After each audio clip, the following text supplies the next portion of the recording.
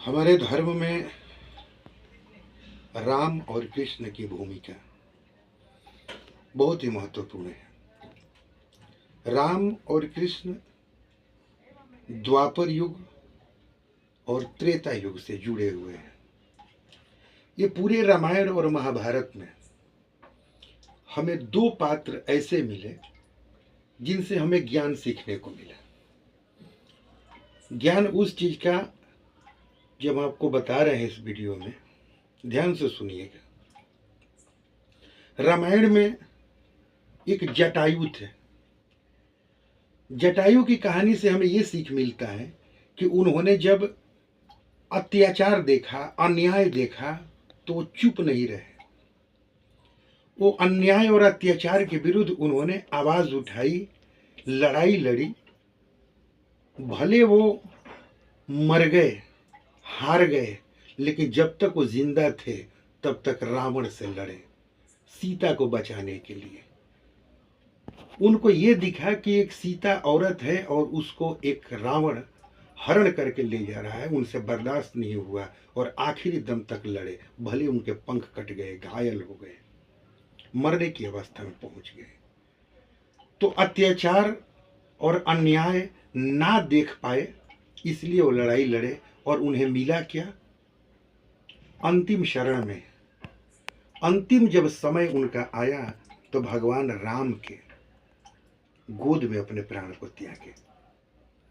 तो इसे ये सीख मिला कि अगर अन्याय के विरुद्ध आप आवाज उठाओगे तो सदगति मिलेगी, भगवान के शरण में आपकी मुक्ति मिलेगी।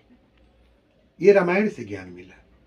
और सर महाभारत की बात करें तो महाभारत में भीष्म पितामह को आप देखिए। उन्होंने अन्याय और अत्याचार के खिलाफ आवाज नहीं उठाई, लड़ाई नहीं लड़े। वो अगर वो चाहते तो दुर्योधन को रोक सकते थे, लड़ सकते थे कि द्रौपदी के साथ ये तो क्या कर रहा है।